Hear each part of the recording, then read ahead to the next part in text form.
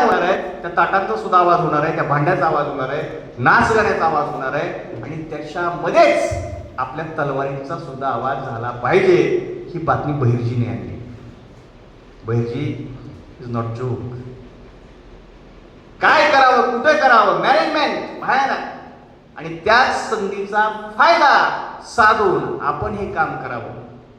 वेळ संध्याकाळची होती म्हणून. किंवा राजाराम पालता जन्माला आला, पंत सांगत आले, महाराज म्हणतात आला येऊ द्या. तो पाचशाही पालती घातल्याशिवाय राहणार नाही. बी पॉझिटिव्ह. हे आम्ही का घेऊ नये, हे आम्ही का स्वीकारू नये. काहीकडे जातो, त्या बुबाकडे जातो, त्या ह्याच्याकडे जातो, दोरखंडा बांधतो, हातात हे करतो, ते करतो, अंगारा लावतो, दुपारा लावतो, यांचं बरं झालं, त्यांचं बरं झालं. अहो, आपण सायन्सची शिक्षिका सुद्धा याच्यावर विश्वास ठेवतात. आणि मग मला वाटतं की नरेंद्र दाभोळकर यांचं आयुष्य उगाच फुकट गेलं असं मला वाटायला लागतं.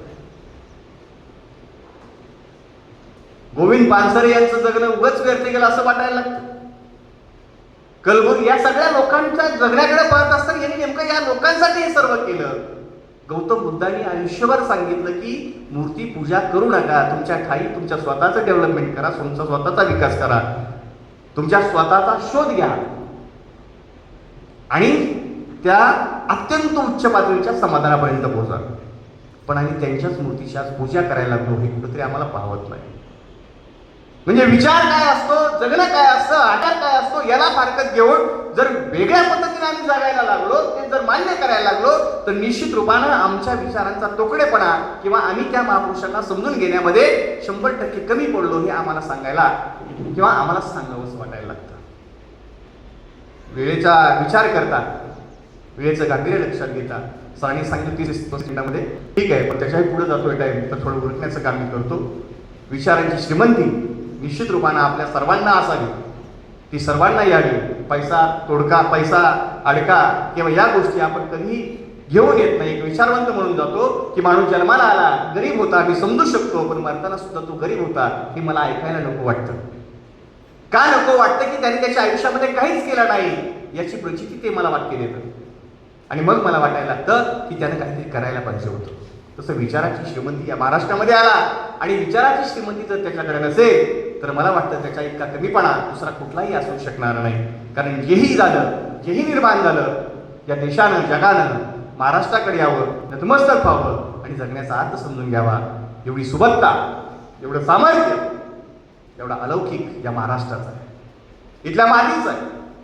म्हणूनच की काही सिंधुताई सपकाळ नेहमी म्हणायच्या या इथल्या महाराष्ट्रातल्या मातीचा गंध, इथल्या महाराष्ट्राच्या मातीचं माणुसकी पण एवढं आहे की जिवंत माणसाला कधीच त्याचा सन्मान होत नाही. गेल्यानंतर मात्र त्याला वेगवेगळे पारितोषिक सन्मान आणि त्याची पूजा अर्चा जयंत्या पुण्यतिथ्या साजऱ्या केल्या जातात. ते जिवंतपणी यावं, जिवंतपणी व्हावं, तो सन्मान इथल्या माणसाला जिवंतपणी मिळावा हे काम निश्चित रूपानं आपलं आहे, ते आपल्याला करणं गरजेचं आहे. म्हणून व्यसनादींच्या बाबतीत सांगितलं जातं की छत्रपती शिवाजी महाराज असतील किंवा मावळे असतील कुणीही नव्हतं. अंधश्रद्धेच्या माध्यमातून सांगायचं म्हटलं तर या गोष्टी मी तुम्हाला सांगितल्या. अमावस्येच्या रात्री किंवा याच्या पुढे जाऊन सिंहगडाची लढाई सुद्धा अमावस्येच्या दिवशीच झाली होती. सिंहगड सुद्धा अमावस्येच्या दिवशीच घेतलं होतं. अंधारी रात्र, बैलांना त्यांच्या शिंगांना मशाली लावून चुकवा गनिमी काव्याचा वापर करून मोजक्या सैन्यावरती हे स्वराज्य उभा करण्याचं काम त्यांनी केलं. इतकंच नाही तर आज दैववादी दृष्टिकोन याच्याविषयी थोडं बोलणं मला महत्त्वाचं वाटतं. थोड्या मुद्द्यावरती बोलत जातो, महत्त्वाचं वाटतं म्हणून बोलतो. छत्रपती शिवाजी महाराजांची तलवार इंग्लंडमध्ये आहे की अमेरिकेमध्ये आहे की रशियामध्ये आहे आम्हाला घेणं देणं नसावं. त्या तलवारीच्या मागे 4 बोटाच्या अंतरावर आमचं मनगट होतं. ते आजही आमचं मनगट आहे, आजही आमचं मनगट शाबूत आहे.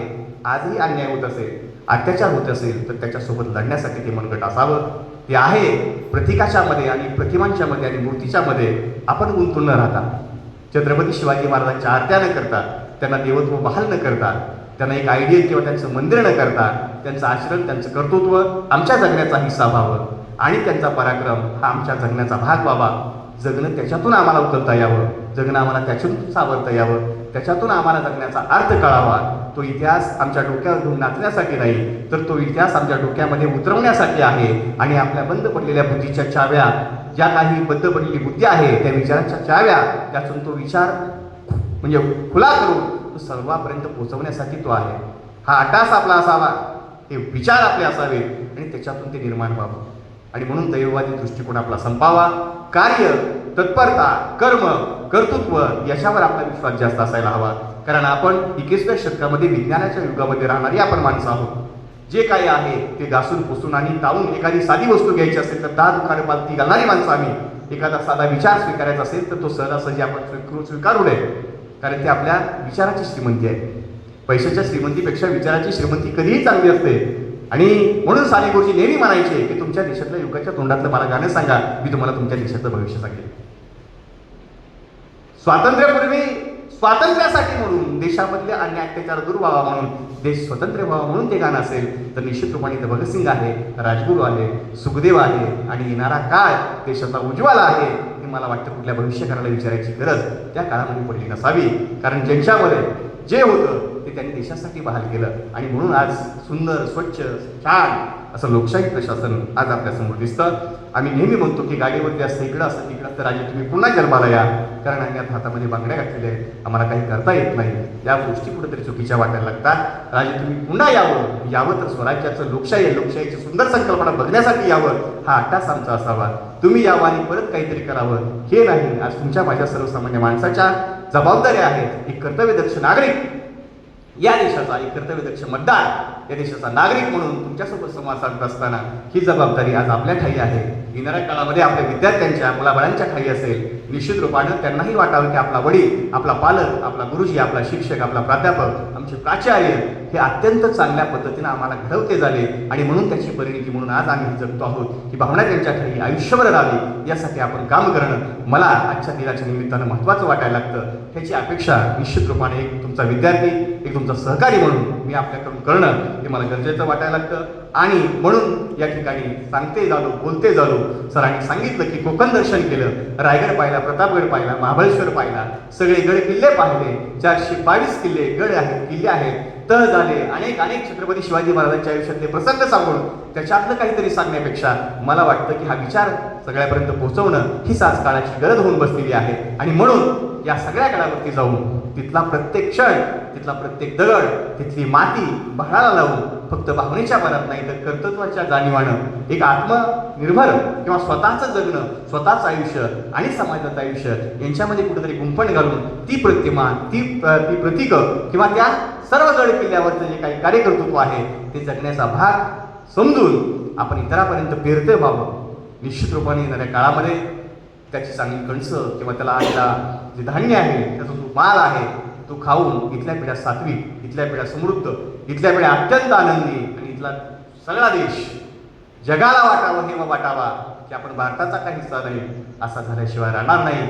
निश्चित त्या दिवशी छत्रपती शिवाजी महाराजांची जयंती अत्यंत उत्साहानं साजरी झाली हे समाधान घेऊन प्रत्येक मावळा, प्रत्येक व्यक्ती, प्रत्येक लोकशाहीतला अर्थ, प्रत्येक नागरिक समाधानानं झोपल्याशिवाय राहणार नाही. ही जाणीव, ही भावना आपल्यापर्यंत पोहोचवण्याचं काम या ठिकाणी सन्माननीय आमचे मित्र क्रीडे साहेब यांनी या ठिकाणी पाचारण केलं. सन्माननीय मोरे साहेब आपल्या प्रशासनाचे सर्व म्हणजे प्रमुख आहेत, सर्व सन्माननीय मित्र, आपल्या सर्व सन्माननीय या ठिकाणी असणाऱ्या भगिनी, आपल्या सर्वांच्या ठाई या ठिकाणी हे सर्व पोहोचवण्याचं काम मला थोड्या वेळामध्ये तोकड्या भाषेमध्ये निश्चित रूपानं हे पोहोचवण्याचं काम मला करता आलं. याच्यामध्ये काही कमी असेल तर तो माझ्या बुद्धीचा द्वेष समजा, जर काही आगाऊ जास्तीचं असेल तर तेही तुम्ही ते काढून टाकल्याशिवाय राहू नका. आणि जे चांगलं आहे, योग्य आहे, कारण माऊलींनी सांगितल्याप्रमाणे माझ्या अल्पमतीला जे मला सांगता आलं, बोलता आलं, देता आलं ते बसायदारांच्या माध्यमातून आपल्यापर्यंत पोहोचवता आलं, ते पोहोचवणं मला अत्यंत गरजेचं वाटलं म्हणून ते काम केलं. याच्यामध्ये काही उणिवा असतील तर आपण त्या पूर्ण करून घ्याव्या या माफक अपेक्षा आपल्यासमोर ठेवतो आणि मी माझी जागा घेतो. धन्यवाद.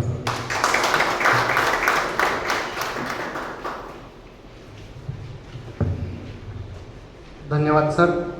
आपण दिलेला विचार, हा वैचारिक विचार आमचे प्राध्यापक, सर्वच प्राध्यापक विद्यार्थ्यापर्यंत पोहोचवतील हा आशावाद इथं देतो. आणि यानंतर या कार्यक्रमाचे अध्यक्ष सन्माननीय प्राचार्य डॉक्टर डी.व्ही. मोरे सरांना विनंती करतो त्याने अध्यक्ष समारोप करावा.